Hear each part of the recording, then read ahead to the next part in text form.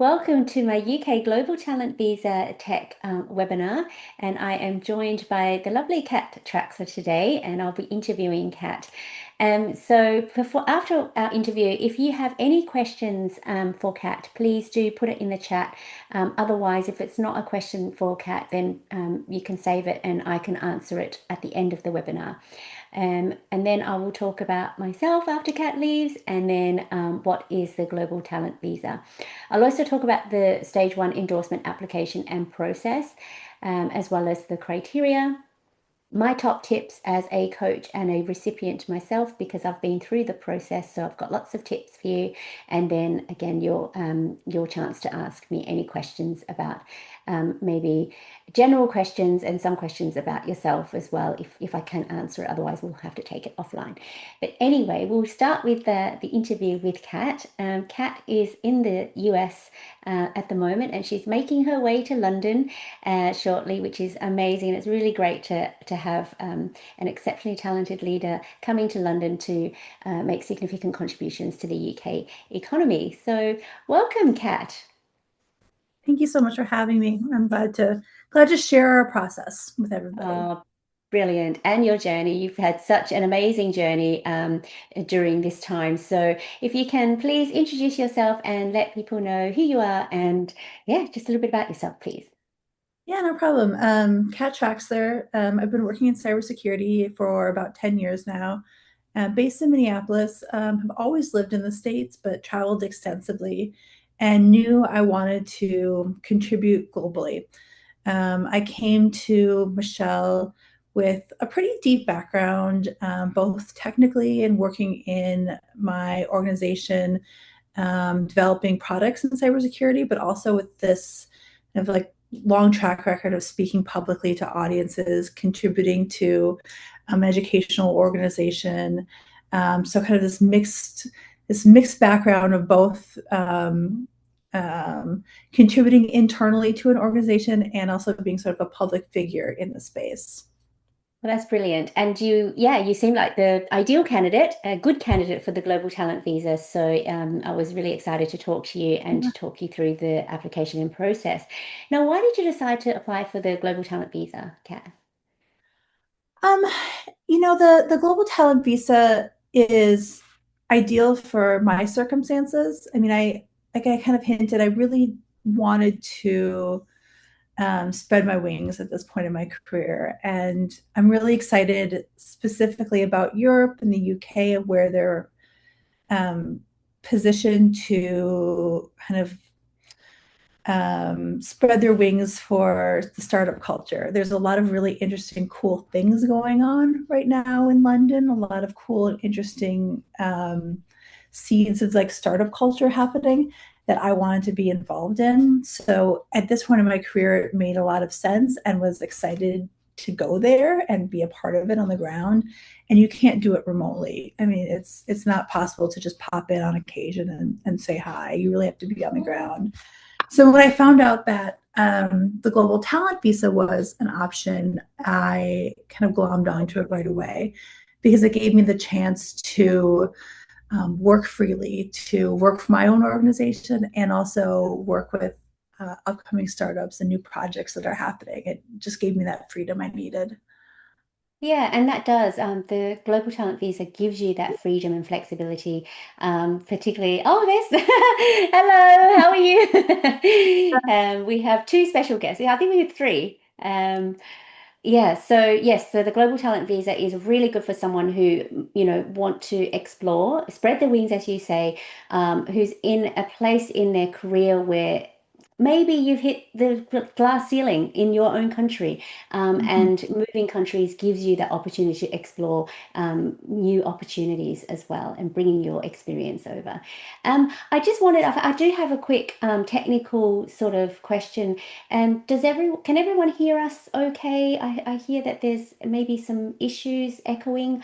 I'm not having any issues, but everyone's okay. Oh, good. Okay. I'm sorry. Maybe if you want to turn down your speaker or get out and come back in and see if that will help. So sorry about that.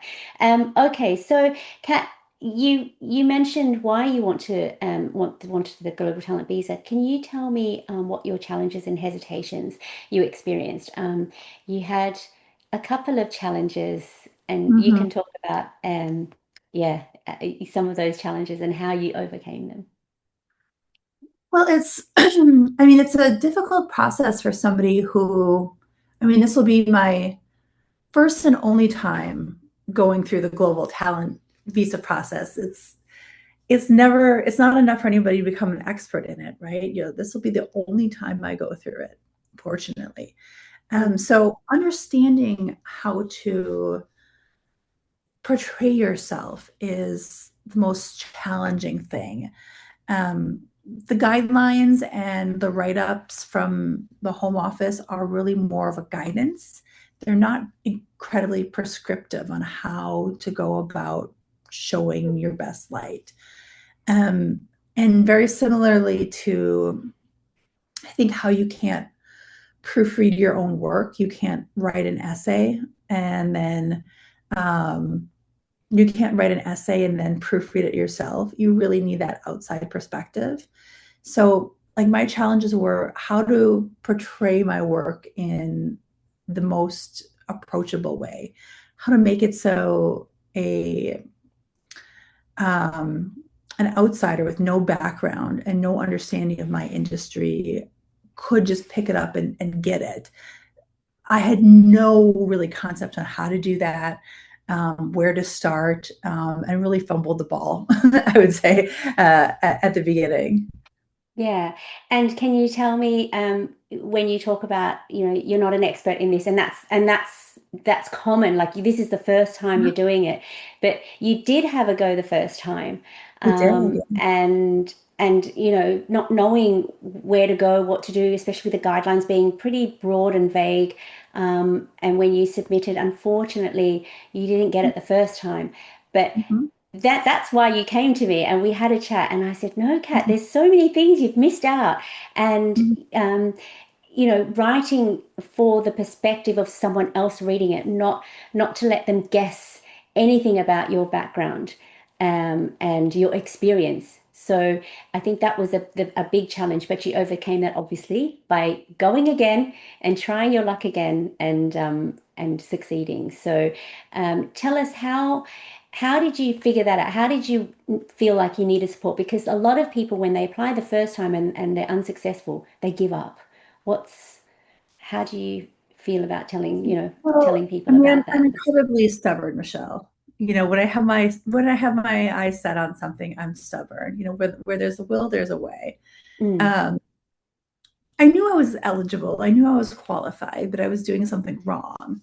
yeah. So fortunately, I found you, and we had some great discussions about my background, all of the different things that I could use to showcase my eligibility.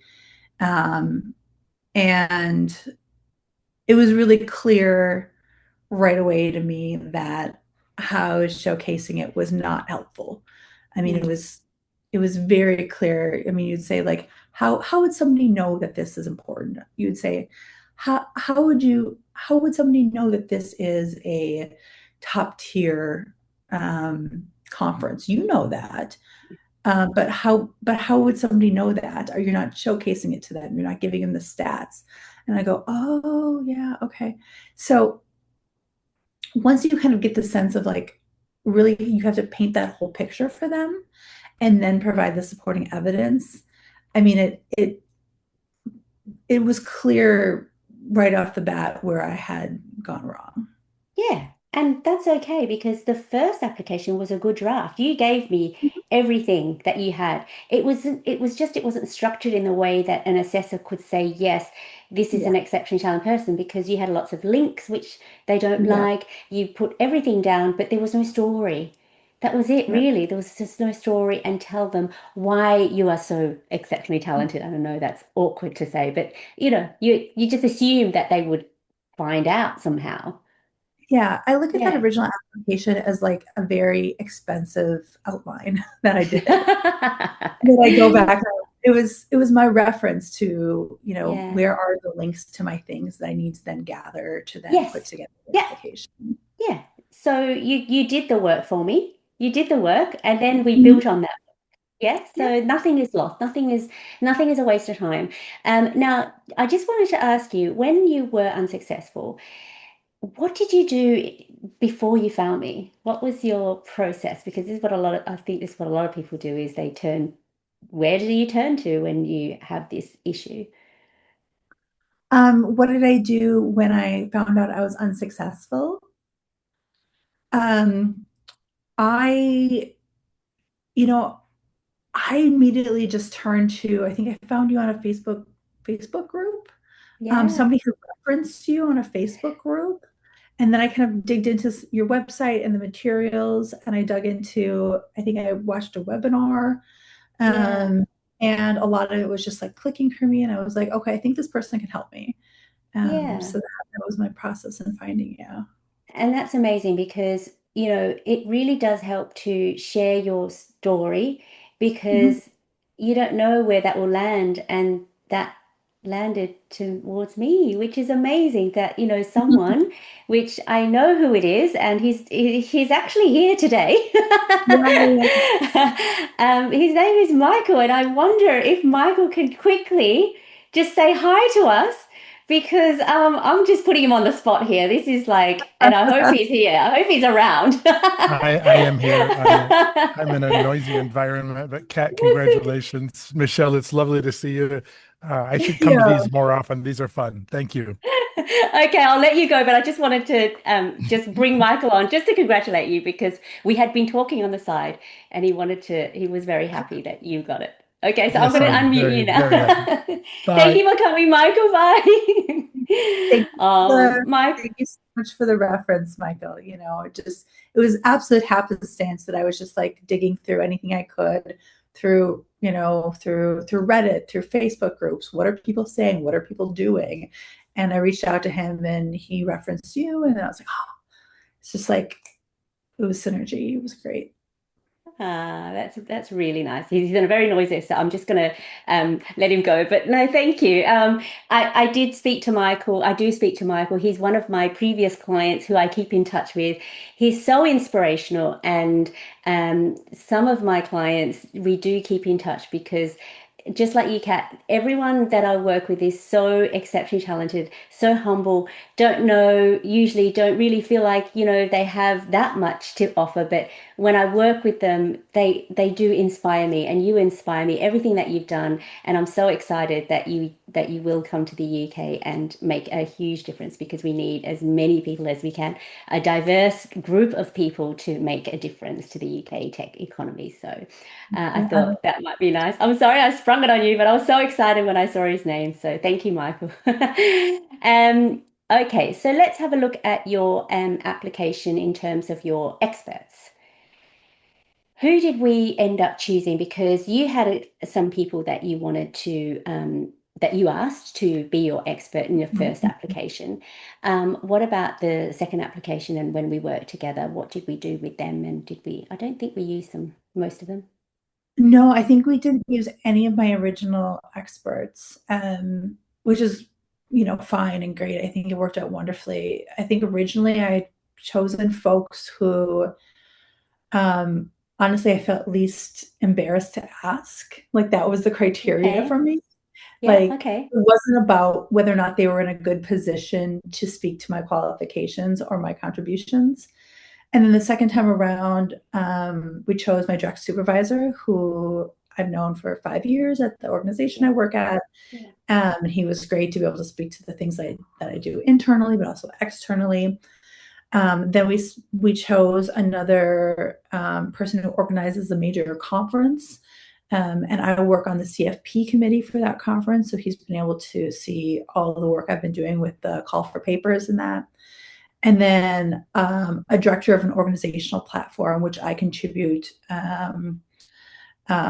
classes to.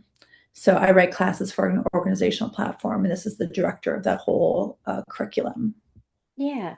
And that's amazing because it's interesting that you said you were a bit not you just didn't want to ask people that might say no. I don't know, the higher up people, you were just a bit afraid that they said no, or you just Yeah, I mean, I think I chose peers originally because I thought, Yeah, they're, buddies or something, friends who I could just ask that yeah, it would feel better to ask.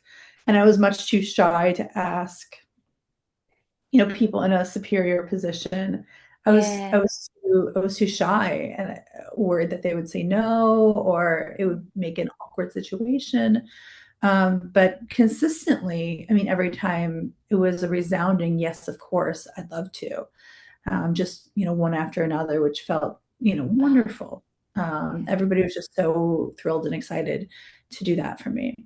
That's amazing. So that is a fear that you had, and you went outside of your comfort zone to ask Mhm, if even mhm, I knew they'd say yes, but like it's something within yourself that you feel that they might say no, and that's a fear that's stopping you from asking them. But I'm so glad that you got over that, and this process allowed you to get outside of your comfort zone because look what happened. They all said yes, yes, yes, and their letters were amazing. yeah, it wasn't a just, oh, I guess so. It was a resounding, yes, of course, I'd love to, when would you need that by? Wow. So it was a, I read them if I need a little bit of confidence boost. It's Yeah. lovely. Absolutely, yes. And yeah, letters from experts are just really nice. And also, like when they say such nice things about you, because you don't Mhm, obviously hear them and they don't obviously tell you.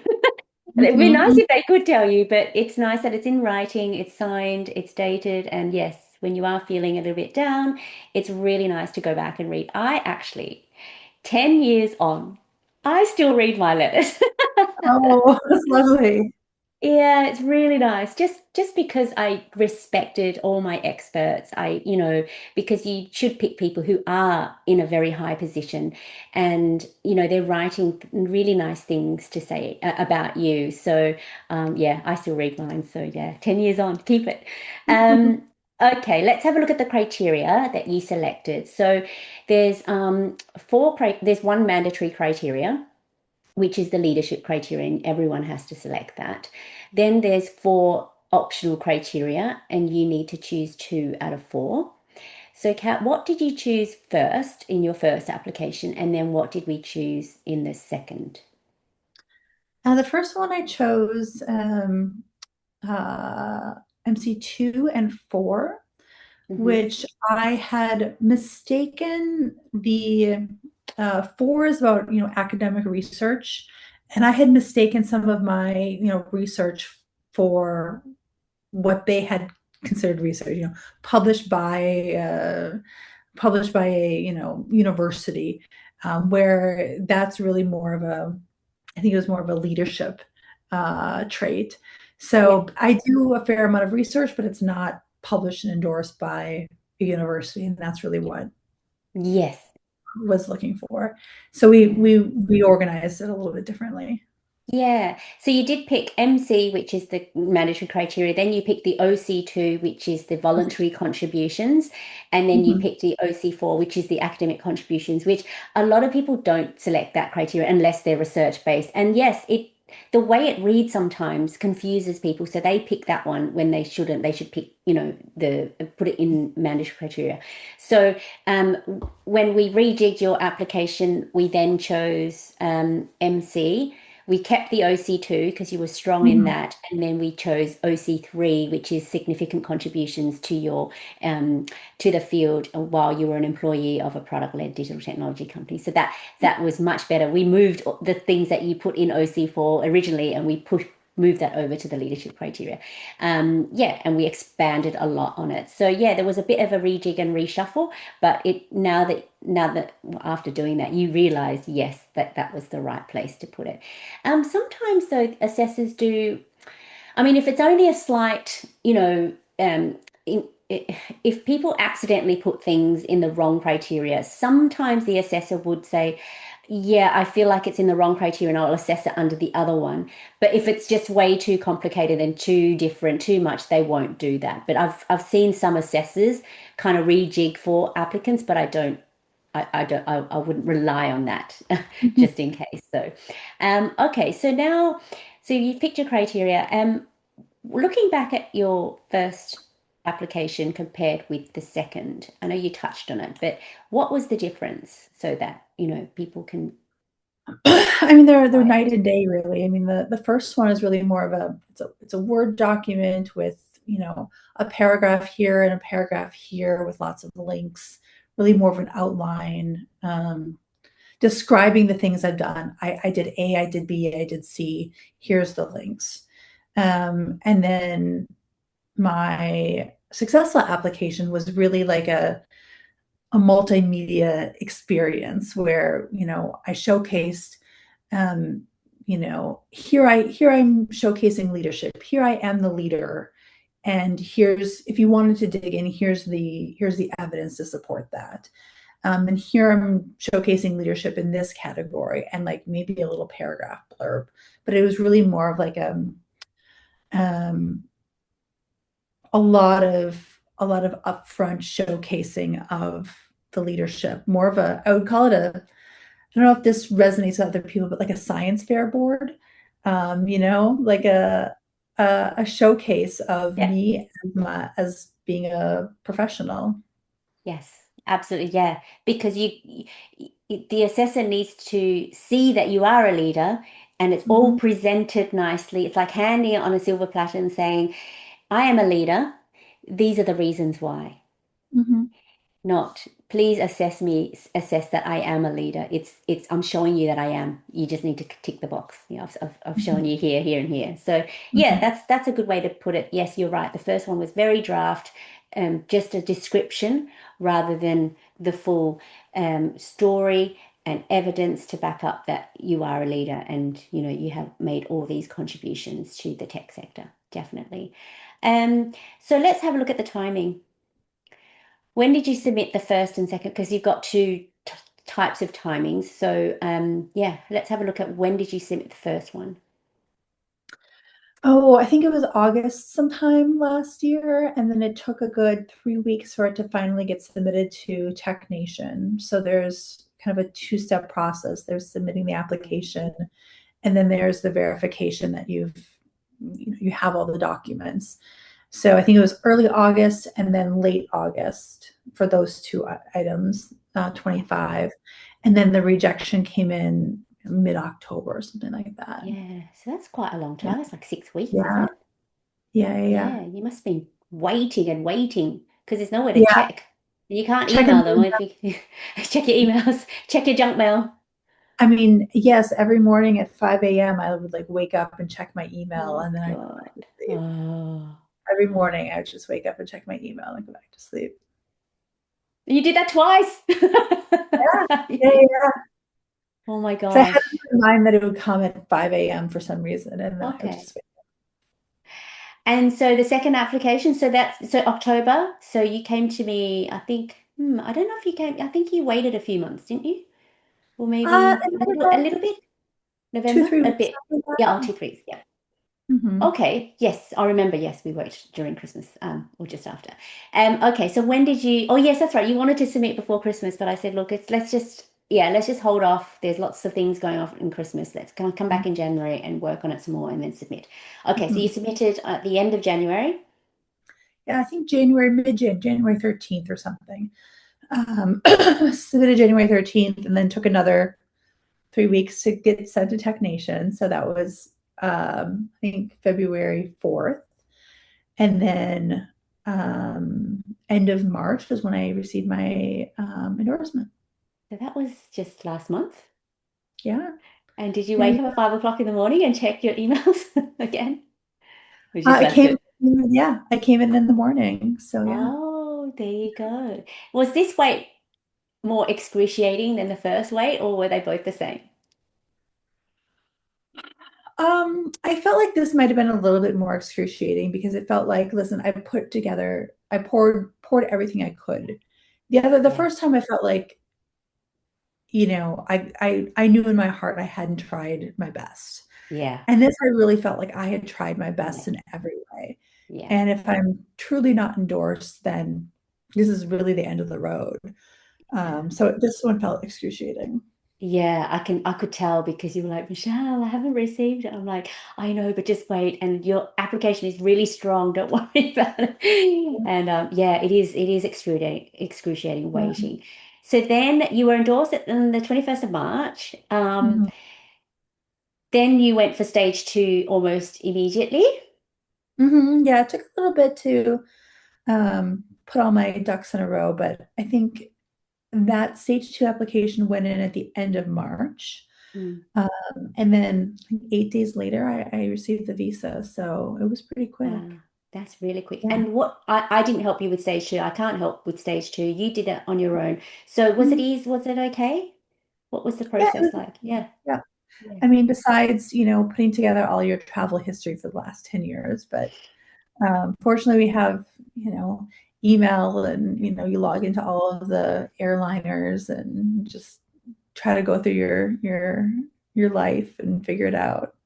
That's crazy. But that's really good. You got your decision within like 8 days after waiting like 6 weeks I know, yeah, for the first. That's yeah. brilliant. So yeah, so you're pretty much good to go. Yeah. Yeah, good to go. Just doing all the last logistics of, packing and finding a place and, all of the fun stuff. But Mm. the technicalities are over. Like I'm approved. So yeah. That was quick. Like I know that you came to me in November, but look, Mhm. by March you were endorsed, got your visa. Like I know the endorsement process takes a lot longer, but that's because of preparation, waiting Yeah. for the decision. But once you've got it, it's quick to get the visa because the Yes. endorsement is what you need the most. And it makes sense. The preparation for the endorsement is huge. The visa is just a matter of form filling, isn't it? Mhm. And then they do their checks and things like that. Yep. Yep. Yeah, the visa is very quick once you have the endorsement, but putting together all of um, the endorsement documents, that is, I mean, it's painstaking, but Yeah. it's worth it. Yeah, it's worth it. And what did you learn? I know we didn't talk about this, but what did you learn about yourself during the process? I feel like I want to ask you that question because I feel like Oh, you have learned a lot about yourself as well. what did I learn? You know, I think I definitely learned to look at my own work with a more critical eye. It's something that takes a long time to learn, and it's not natural to most people. But reviewing and re-reviewing and thinking at it from different perspectives and getting outside opinions, that's just a something in the back of my head now that is probably will never go away, fortunately, to try to do better. Yeah. Um, this one will stick with me for a while. That's really good. And it is nice because you're looking outside and just maybe looking at your audience, maybe looking at things from an external perspective and looking at your audience now when you're doing anything is, okay, why am I doing this and who am I doing it for? And Mhm. that's huge because that just changes your perspective on everything. And change your Yeah. complete approach to how you're producing work. Yeah. Oh, that's Mhm. brilliant. I'm glad. I'm really pleased that you learned that about yourself and you can take that to your next move, wherever that may be. Yeah, that's really nice. Thank you. So, what advice would you give to others now that you've been through the process twice? Mhm. What advice would you give to anyone who's thinking of applying for the Global Talent Visa? I think my inclination was to, do it all myself, to be very self-contained in what I do, and clearly that did not work. So I would really encourage people to seek out help, seek out Michelle's help, seek out your experts' help, to just make it like uh, a community process. Tell your colleagues as much as you can and get as much input as you can in putting together your Hmm. criteria. That's really good. That's very useful. And yeah, getting external. They say it takes a village to raise a child, but Yeah. you need the support with this. Your experts, everyone, so many people need to support you. It's not just your own application, it's everyone else. Okay. What about you were okay with leadership? I think you had so many things that you had done. You had done that before applying for the visa, but for the endorsement, but do you have any advice? Because leadership is so important. It's a mandatory criteria. So if people don't have any leadership or are looking at how to build their brand and leadership skills, what advice? Because you'd be the best person to ask because you had all that when I spoke to you when we started this process. But what if someone doesn't? I was given some really good advice like 10 years ago when I changed careers to work in technology, and that was there was four stages of understanding something. It was first you had reading comprehension. So you're learning a new subject and you have reading comprehension.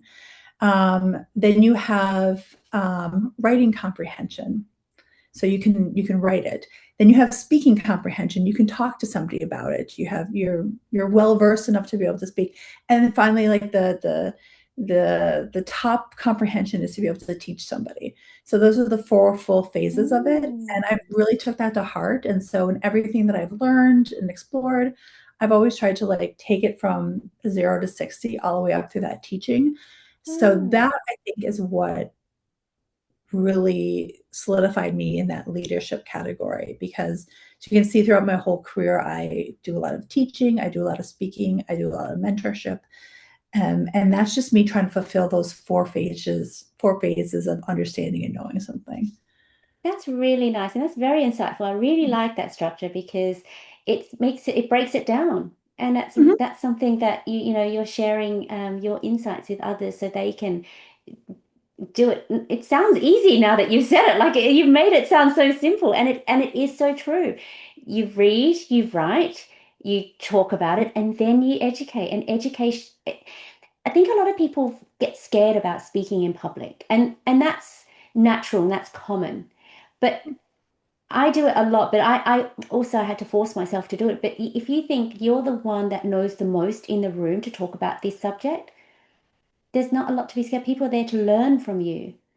Mhm. So you just have to get over the fact that there's all these eyes staring at you, but like you just have to get over that. You may or may not be the one who's the highest best Yeah, expert. Who knows? But you're on who that knows? continuum of knowing about a thing. Yes. Let's say let's say you're learning about tomatoes, and you're on that continuum of speaking on tomatoes, and this is just your continuum, and now you're speaking about what you know, and then Yeah. finally you're going to teach a class about tomatoes. We had a discussion about tomatoes. I love that because we had an offline discussion about tomatoes and we both had lots to say about it. We taught each other a few things about tomatoes. Okay, so thank you very much for your top tips. What are your exciting plans now? I'm going to wrap it up because you do have to go. And if anyone has any questions, please pop it in the chat. But my last question to Kat is, what are your exciting plans? Yeah, it's an exciting summer. I'm moving this summer. All of the logistics of getting a rental, buying a car, yada, yada, yada. But the most exciting thing is really to connect with the tech and cybersecurity scene in the UK.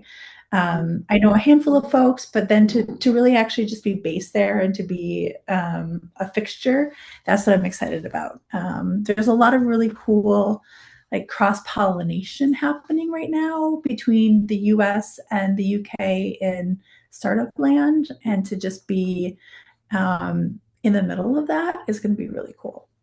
Yes, yes, and you're right. It's amazing to be part of that, to be in the middle of London and meeting people and learning, loads of things. And then you can speak about it as well, which is great. So yeah, I'm really excited for you, Kat. I'm so excited for the next phase of your journey.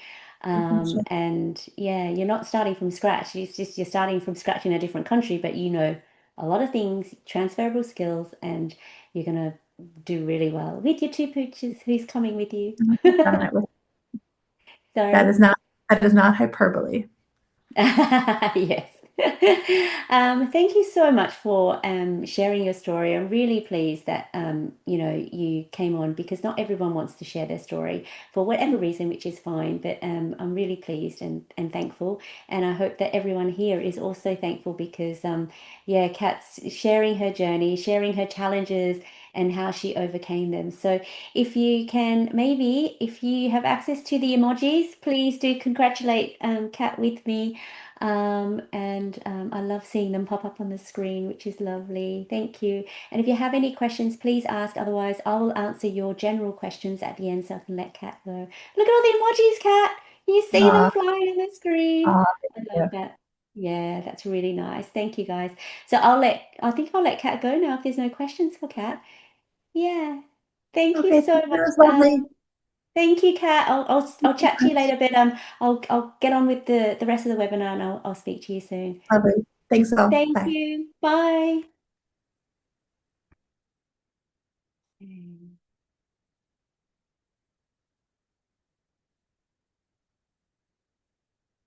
Okay, so let me see. Great. So Kat's gone, and thank you so much. Shall I just answer your questions now, or shall I wait to the end? Maybe I'll ask. Well, this is a good time for a break.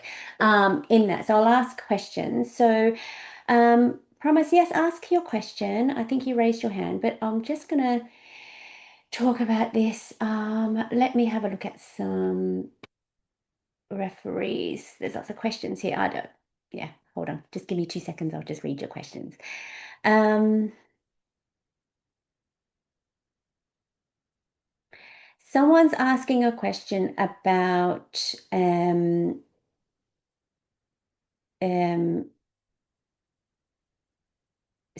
yeah. So if you have a startup and you've not registered your startup, it's going to be difficult to talk about it because what they're not only looking at when you're building your startup is some kind of impact or traction. Um, so if you have built something that is um, that has launched, but it'd be difficult for you to make any commercial revenue from it because you haven't registered the company in order to accept any revenue. So it would be difficult to explain what your contributions would be because what they're looking for is a technical commercial or entrepreneurial contributions to the field as an employee or founder of a product-led digital technology company. So if you don't have a company, then it would be very difficult to meet the criteria. I don't know if I've answered that question, but generally speaking, that's what the answer would be. So letters of recommendation. So I'll get asked a lot about letters of recommendation, and especially with Kat's example. So with Kat's example, we chose someone from within her organization, one person, but they also had a lot to do with some of her expertise outside of the organization as well. So they were able to talk about her leadership within her organization and her leadership external to her organization. Then the other two experts or referees that she asked were completely different from her work. It was stuff that she did externally as a thought leader. So those are the types of people that the assessors would generally look for to for your experts. Now, professors, academics, they can be your experts, yes. But if you're also choosing OC4, which is the optional criteria for academic contributions, you do need a letter from a professor or supervisor about your academic contributions if you're choosing that criteria. And then you need to choose someone else as well. So it might be that you have two professors, but at least one professor should go under OC4 as a letter of support, not a letter of recommendation, to help support that criteria. And then they wouldn't be that same person to be your expert for the letter of recommendation, if you know what I mean. Because under OC4, they want a letter from a supervisor or an academic if you're choosing that criteria.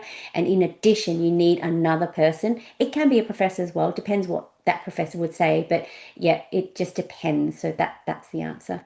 Um, if you're not choosing OC4 and it was a good, yeah, if you're not choosing OC4, yes, you can have a professor under your expert letter of recommendation, but it depends what they're going to say about you. So yeah, you can choose them. Let's have a look. Yeah, right. Yeah, okay. So yeah, if you were a board member, a chair of an organization, first of all, it needs to be related to tech. okay, because this is a tech visa. So that role, whatever role it is, board member, chair, committee member, it needs to relate to tech. Now, it might be difficult to provide proof of you being a chair, because if you're sitting at a board meeting and just chatting, it's difficult to prove that. So yes, that may be minutes or recordings, or if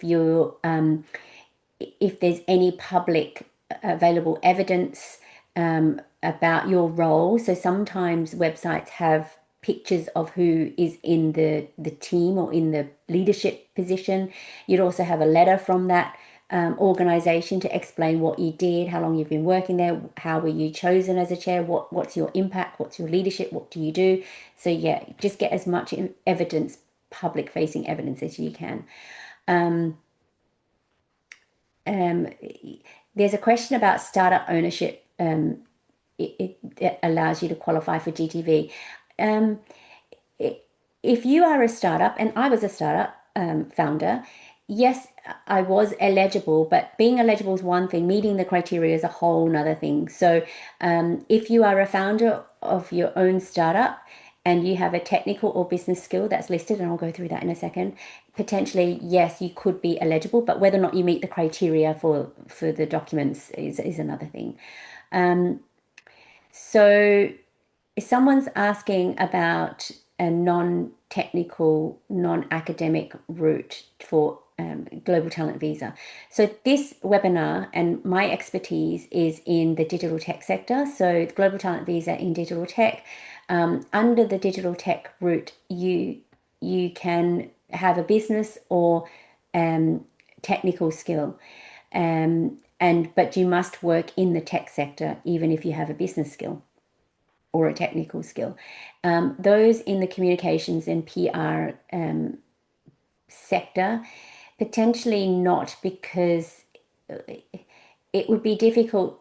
And I'll go through that in a sec, because there are some skills that are listed, and if you don't fall within those skills, the list is not exhaustive, but you need to look at it as closely as you can and match if you are. But generally speaking, anyone in the HR, communications, PR, I don't help many people with that skill or background, because it's really hard to meet the criteria with that. But having said that, I'll go through the skills in a second. Let's have a look. I've got a couple of okay, yeah. So I don't, there's questions about here that I don't think I can answer. Study visas, I don't deal with study visas. I don't deal with stage 2 as well. Stage 2 is a Home Office visa application stage. I only deal with stage 1, which is the endorsement stage. Okay, so I think I've answered all the questions. So what I'm going to do now, if that's okay, is I'm going to continue on with the webinar, because unfortunately I had to start the webinar for Kat because she had to leave, and it was so nice of her to join us. Let me see if I can do this. I don't usually do it the other way around. So let me try, and if it doesn't work, I'm sorry, but I'm going to see if it works first, and you're just going to have to bear with me. I'm sorry. Okay. No, that's not working. Okay.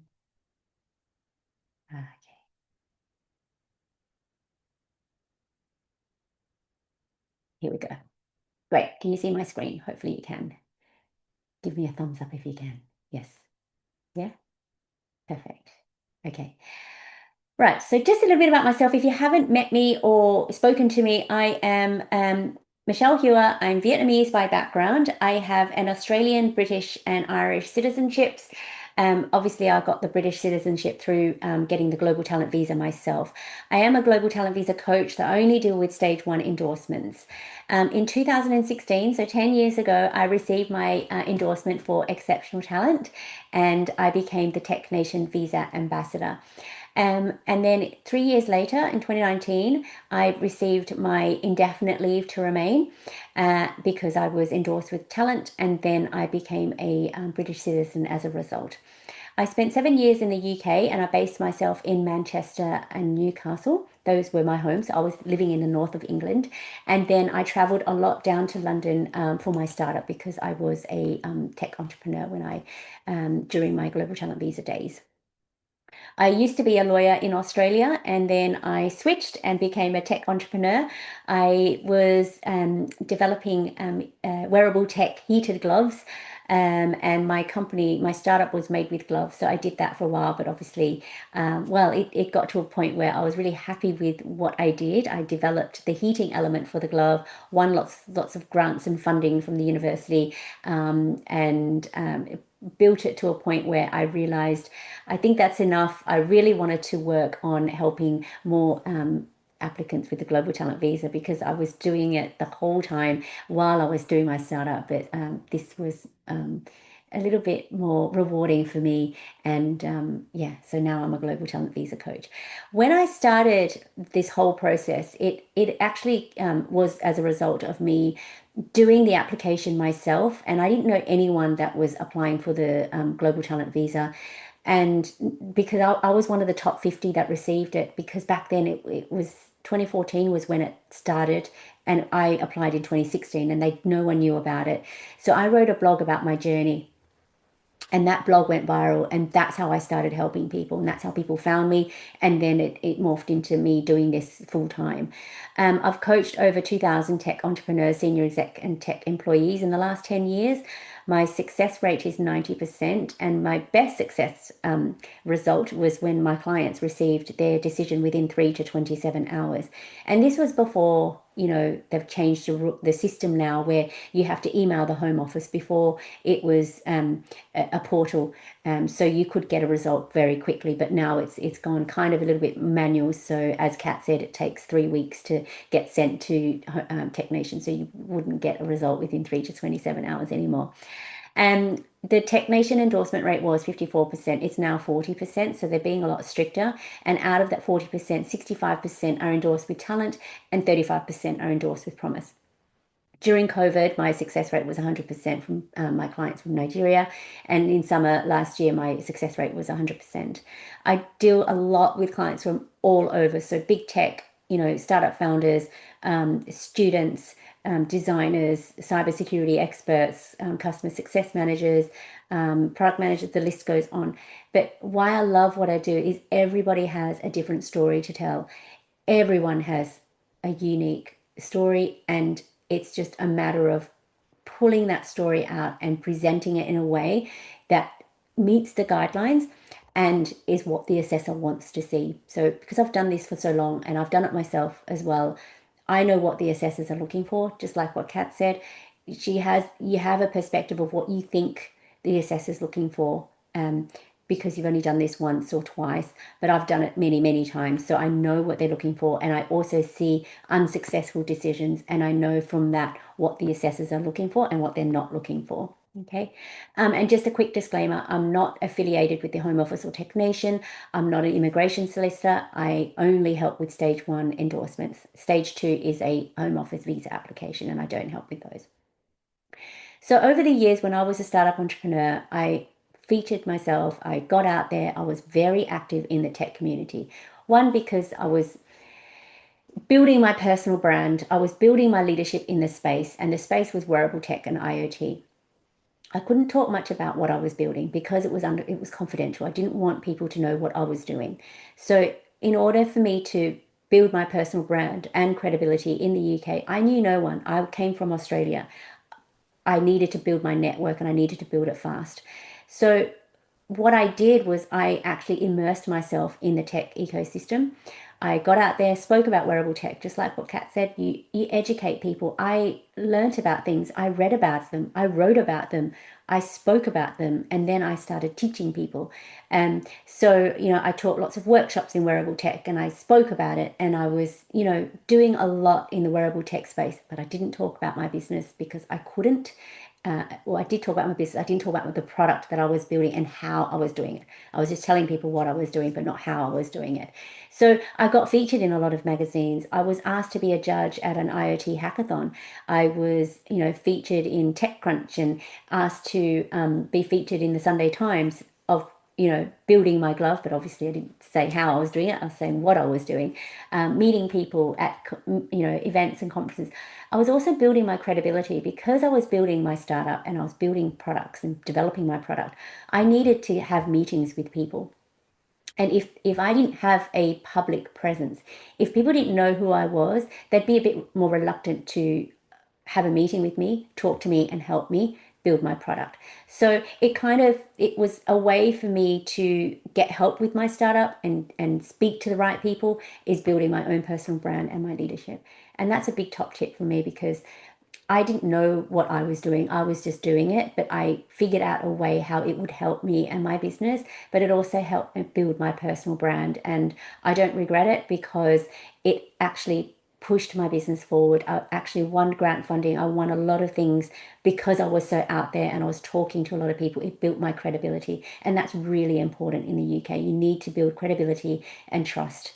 Okay, so it all started with my blog. It's on my website. You can read my blog. I wrote that blog 10 years ago, and it's still there. It's still the same story. I didn't need to change it. So my blog is there, and I'm still pretty proud of it, because that blog was the blog that went viral, and I got so many people contacted me on it. So over the years, I've helped so many people, and I was able to meet some of my clients face to face. I held an alumni event in London last year, and I got to meet some of my clients that I only ever get to see online and meet. So it was really nice to meet everyone, give them big hugs, because some of them I helped 5 years ago. Some of them have gone on to get their ILRs, but I never actually got to meet them face to face and give them a big hug and congratulate them on their amazing achievement. And they've gone on to do really great things. So it's something that I'm really proud of, and I got to meet some of my clients as well. So the Global Talent Visa, it's a special visa that allows highly skilled tech entrepreneurs and talent the ability to live and work in the UK for up to 5 years.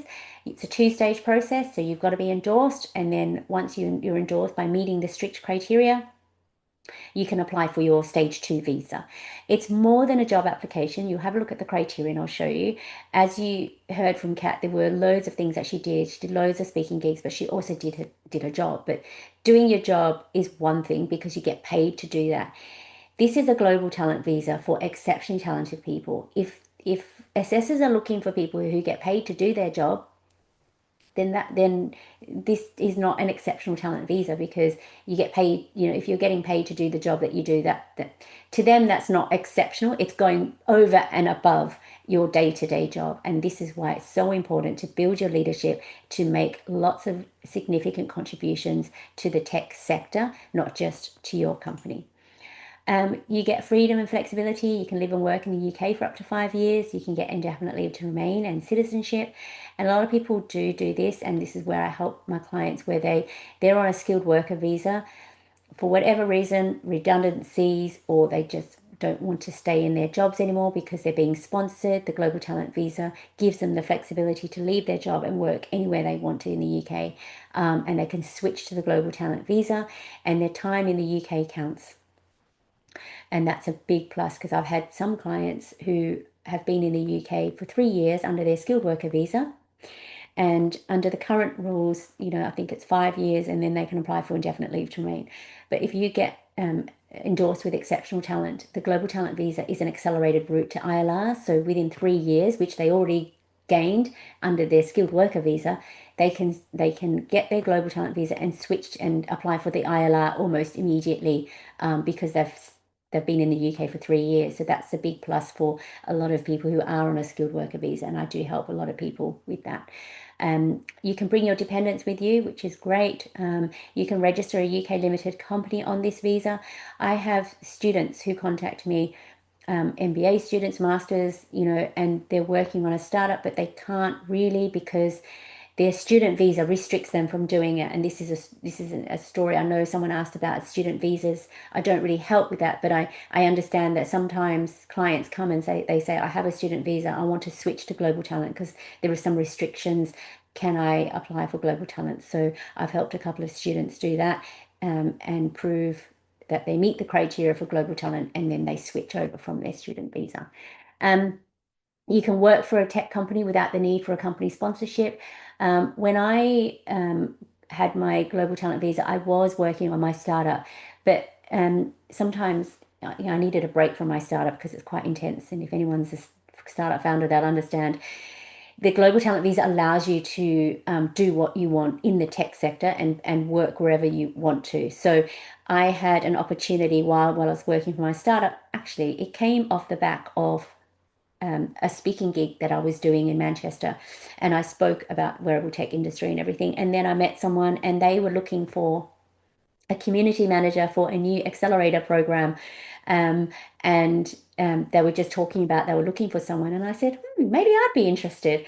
And I had an interview with them, and I got the job. So, and it was only for 3 months. So I said, oh, okay, maybe I'll just take a break from my startup and go work at this accelerator for 3 months, and then go back to my startup. And I did that, and it was great. And then another opportunity came up, and someone needed someone to take over for a maternity leave position for 9 months at a university in the digital tech space, and I did that. So yeah, loads of things came off the back of things, speaking gigs, and just going out networking. So my visa was not an issue. I was on the global talent visa.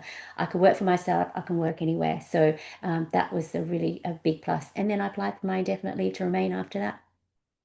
The global talent visa is attached to you, so I had no issues with working for companies. They just asked if I had a visa. I said, yep, here it is, and then I got the job. And it's very cost effective. Stage 1 is very cost effective. Stage 2 isn't, because obviously that's where you have to pay your immigration health surcharge. You have to pay that up front and all these other fees. So the stats here for the global talent visa, there's loads of different people from different countries, which is why I love seeing how many people in the room. So many people. Europe, Africa, India, North America, China, Australia, the list goes on. I spoke with someone from the UAE today. Yeah, loads. There's a 40% endorsement rate, so it's getting a lot stricter. Benchmark is quite high, which is why it's so important to get support, because they can tell you how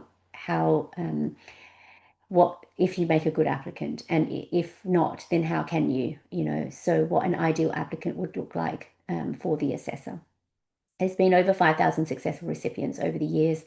It's not a lot, because when I applied, and there was a cap in endorsements up until a few years ago.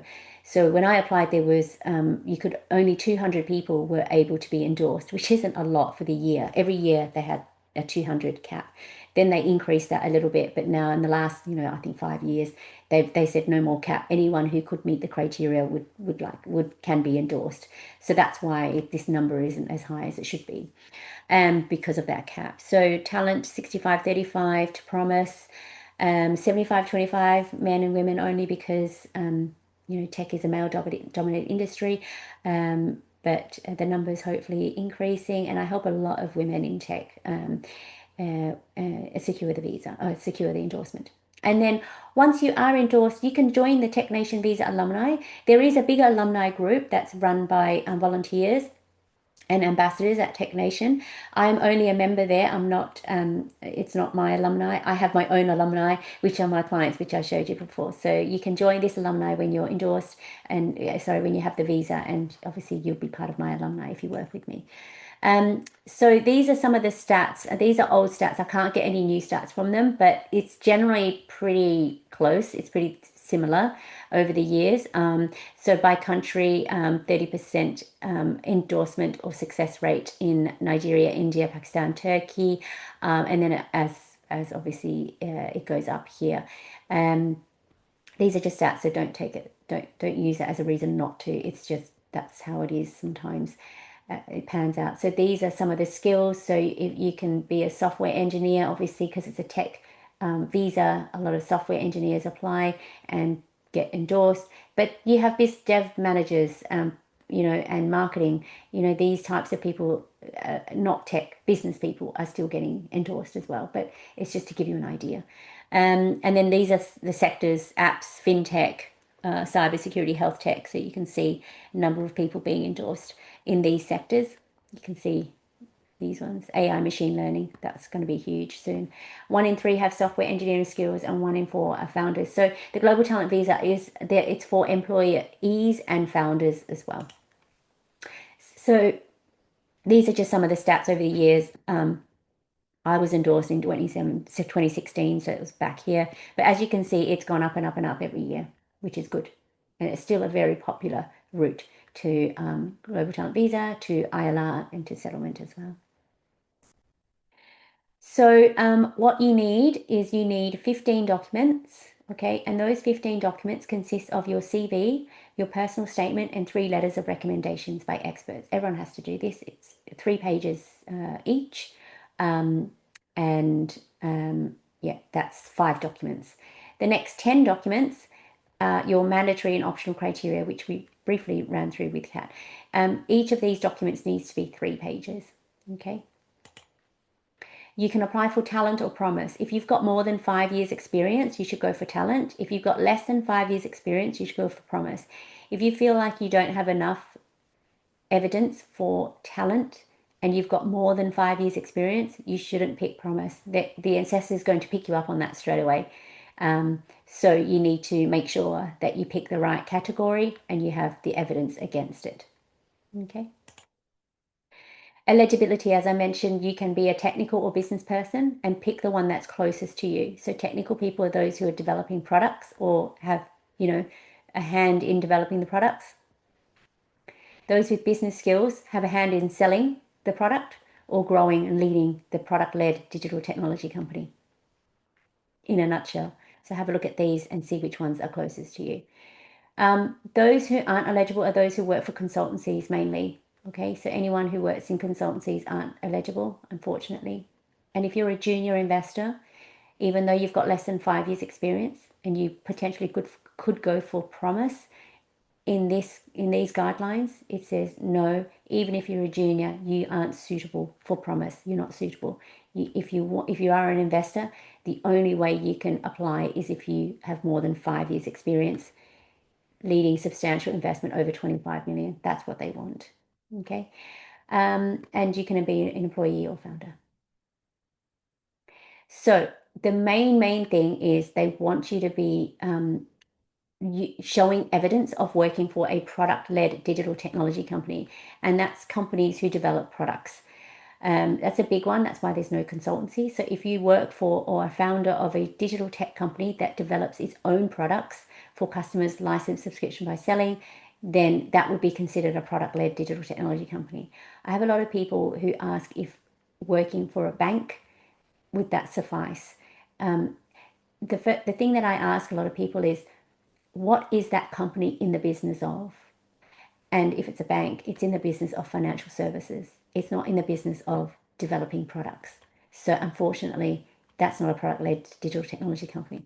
So I know I'm being very direct, but that's the way that the definition is laid out. The only way that it is a product-led digital technology company is if it develops its own products.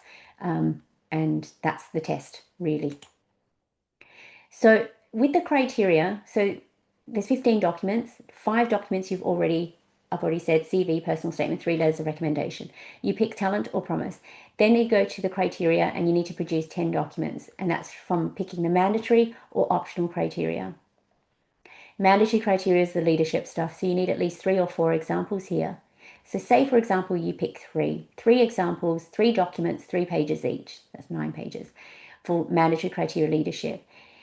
Then you need to pick 2 out of 4 optional criteria, and you need at least 3 examples per criteria to make up the 10 documents. It would be 3, 3, and 3, which is 9, and then the 10th document you put against one of the criteria that you've already chosen. So it'll be 4 documents, 3 documents, and 3 documents for each of the criteria. So the first criteria is innovation. The second criteria is volunteer work that advances the tech sector. So things that you do outside of your day-to-day job. Third is that you've made technical, commercial, entrepreneurial contributions to the field as an employee of a product-led digital technology company. And fourth is academic contributions, so any research work that you've done, and a supervisor or professor would attest to that. So you need some examples there. When I applied, this criteria was all over the place. We had 2 mandatory criteria and 4 optional criteria, and the leadership was not mandatory when I applied. It was over here in the optional, but I did pick that anyway. So here you have to choose 1 mandatory, 2 out of 4 optional criteria. The easiest ones to pick, okay, Innovation is very difficult because it's subjective. The assessor needs to determine whether or not what you did was innovative. That leaves the discretion up to the assessor. Volunteer work that advances the tech sector. Well, if you've done any volunteer work, you will have already done it. So you're structuring the evidence to show that you've done volunteer work. So this is an extension of the leadership criteria, kind of. Third is impact. Impact, you need to show metrics, revenue, any impact, any reports that you've done, anything that links you to the work that you've done for your company and has your name on it. Okay, that's the best way I can describe it. And then fourth is academic contribution. So pick 2 out of 4 and put 3 pieces of evidence against each of the criteria, and then 1 if you're stronger in one of them. Okay, hope that makes sense. Okay, process. As we saw, and as Kat mentioned, step one is the endorsement process. Step 1, you pay online and apply online at the Home Office. So that's where you pay your £561, you answer a load of questions, and then they send you a checklist. And with that checklist, you then email them and upload in an email attachment all your documents to the Home Office. And the Home Office will look at it and look at your documents, make sure that they're all there. And then they will send it to TechNation manually. So that's when they'll send you first an email to say thank you for your documents, and then they'll send you a second email to say we've sent your documents to TechNation, and that could take up to 3 weeks for them. That's what it took for Kat as well. Then you wait, and the TechNation then has up to 8 weeks to review your application, and it was 3 to 4 weeks. Now we're seeing it's a bit longer. It's about 5 to 6 weeks now. So that's increased in time, I think, because there's more people applying. It's getting to the Home Office a bit later, so there's a little bit of a backlog. Then what happens is TechNation will send it back to Home Office, and Home Office is the one that will contact you and email you to say whether or not you're successful or unsuccessful. If you are successful, they will tell you that in the email and say, they won't even say congratulations, they just say you are endorsed. You can proceed to stage 2, and stage 2 is the visa, and then you pay $201, you do your biometrics, you pay the immigration health surcharge, $1,035 per year, and then you wait, and that should be very quick. Like Kat got hers in like 9 days. They say 3 to 8 weeks, but it is very quick. You can also fast track this section. You can't fast track stage 1, but you can fast track stage 2. So I don't know too much about that, but that's kind of the process that my clients have all told me, and that's a process I went through as well. If you are unsuccessful, you have an opportunity to appeal the decision.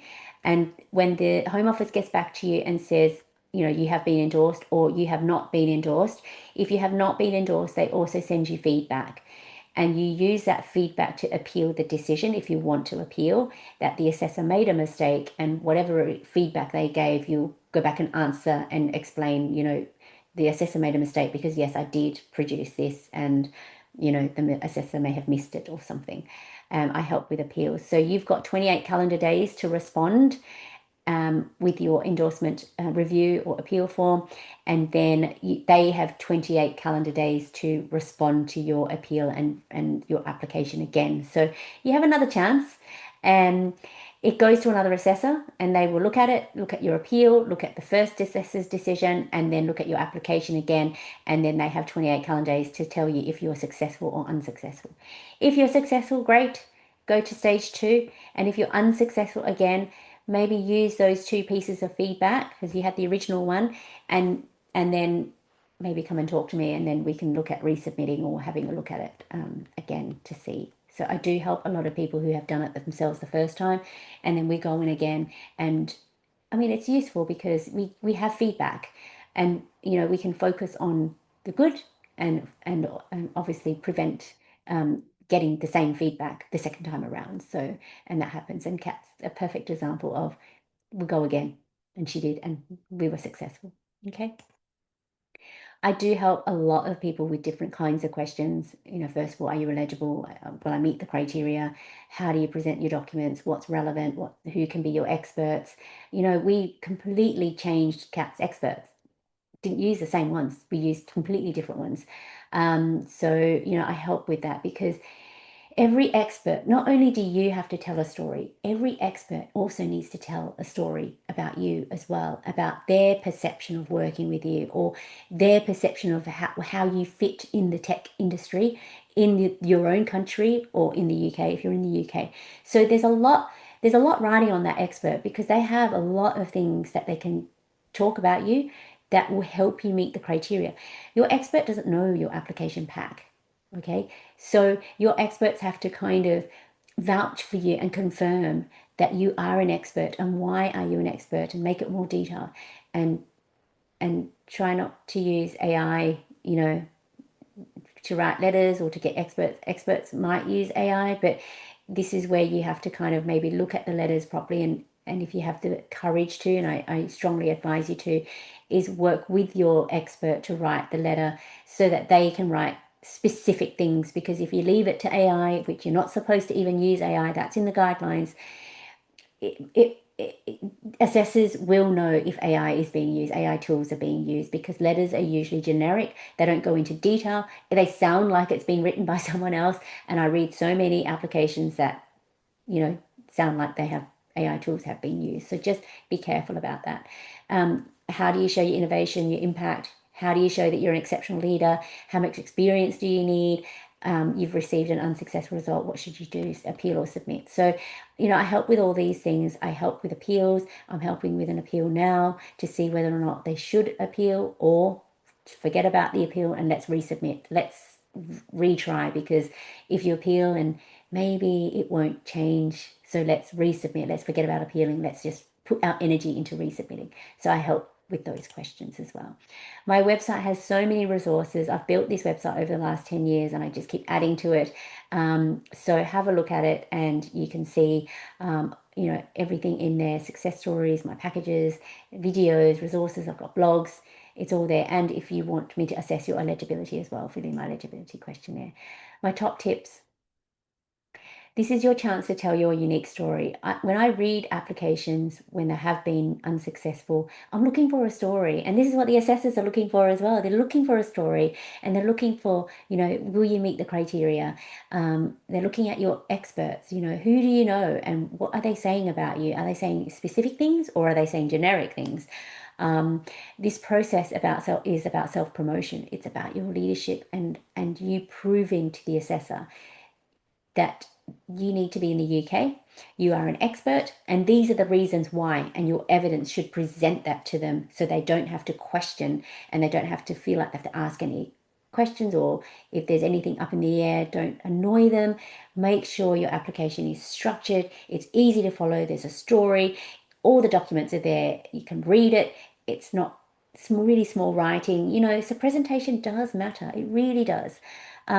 Being eligible is one thing, but meeting the criteria requires a whole strategy and structure and putting everything into place, because each document needs to tell a story and you've got 15 documents to do that. It's a lot of work.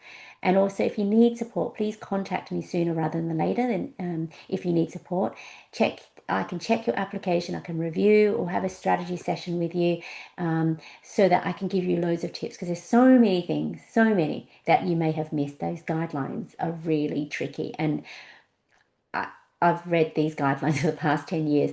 They have changed every year. There's little tweaks and things. So yeah, it's a minefield, and I hope I can support you.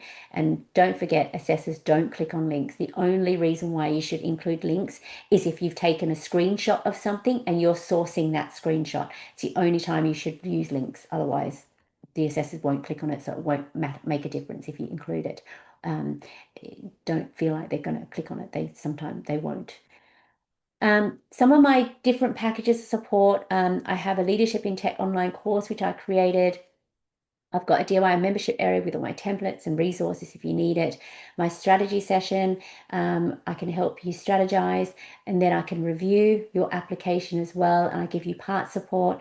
My premium coaching package is $7,500, but it includes everything end-to-end for stage 1. Stage 2, obviously, is something you can do yourself or a solicitor, but my premium coaching package is $7,500, but that includes everything. I'm with you handhold you throughout the process.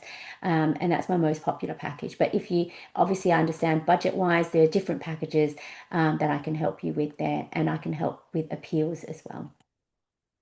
So this concludes my webinar. I know we've gone over, and I'm so sorry. It's late, and you're still here. Thank you so much. I can talk about this a lot, and also because I stopped halfway to answer some questions, and I will stop and answer some questions now. But yes, please do ask any questions. I hope you enjoyed this webinar. So far, as I said, I can talk for a long time about this because this is what I live and breathe every day. I'm going to stop recording because you can freely ask questions and I can freely answer. So I'm going to stop recording, and then I'll get to the questions. But thanks for joining.